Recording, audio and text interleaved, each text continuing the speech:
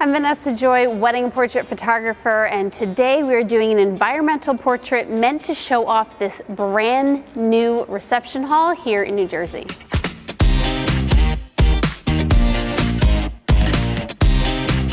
So we're here at the Shadowbrook, and one of the things we have to do today, for real, not just for this YouTube video, is to show off the ambiance of this location and the ballroom. Now, what the client wants is a nice clean look, so while we're going to use their intelligent lighting around, we're going to keep it all white. So my thought is to try to make this look like night. We've got our gorgeous bride Juliana here, and of course light her flattering. So step one that I'm doing, I'm just getting a basic exposure for everything that's happening around me. I'm gonna go all the way down to 4.0. I'm using a 24-to-105 lens. That's as low as I can go, but I think that's gonna be where I want to hover anyway. I'm also going all the way up to 200 so that I can close out as much of the daylight, because it is day here, as possible.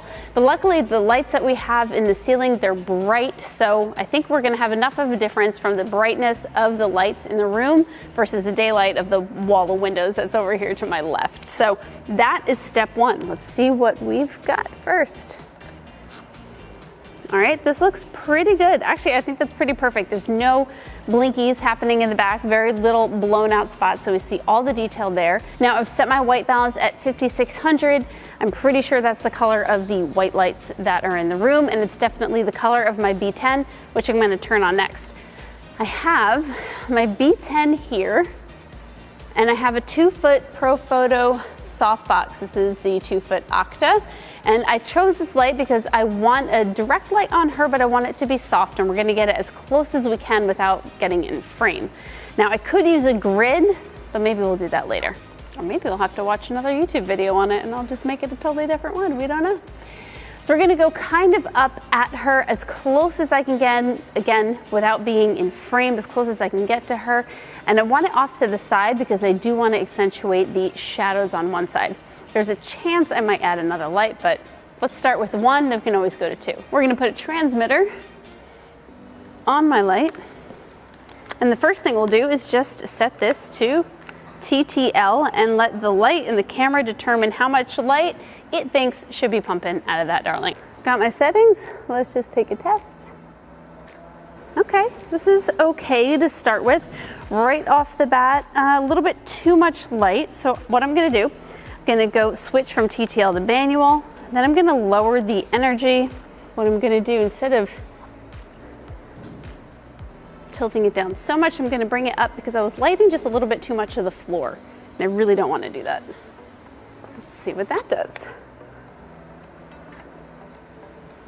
Wonderful. Now it's not hitting the floor.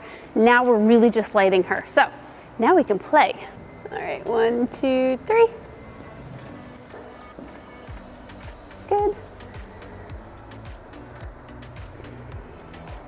Yeah, perfect. That looks great. So we're just gonna add one more light to give her a little bit more of a hair light, add a little bit of dimension. So I'm gonna take another B10, put a grid on it, and put it right behind her to camera left.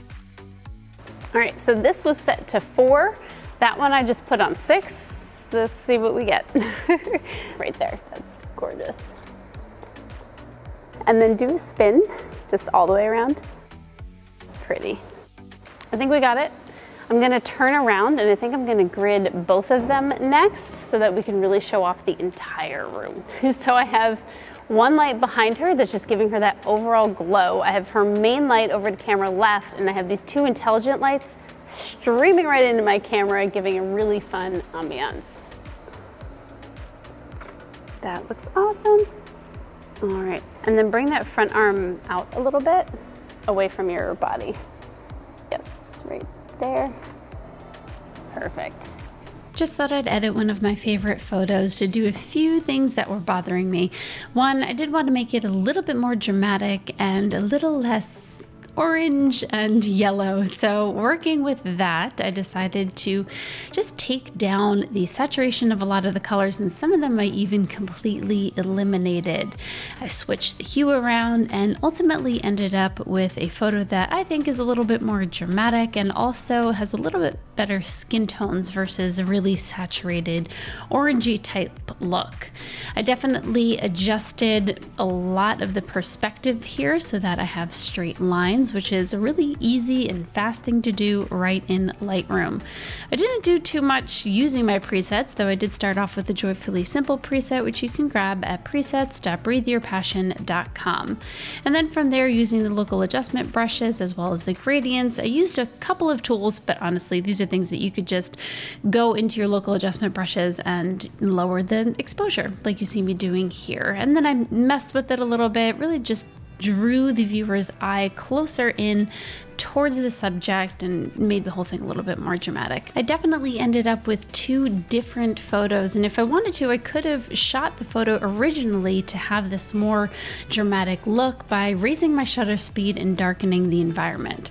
I didn't. I shot it with a little bit more bright feeling to it because I know that's what the client wanted, and then decided to play with it in post afterwards to do what I would have wanted. Neither one of them are right or wrong, they're just different. So we have two different views of this ballroom, one really having that intelligent light behind, and one with just another backdrop, another feel, and especially with different lights streaming in, kind of using all the environmental stuff around us. So I think we got a couple of great shots that really show off some of the unique aspects of this ballroom. My name is Vanessa Joy. Make sure you hit subscribe, ring the bell so you don't miss anything here, and I'll see you next time.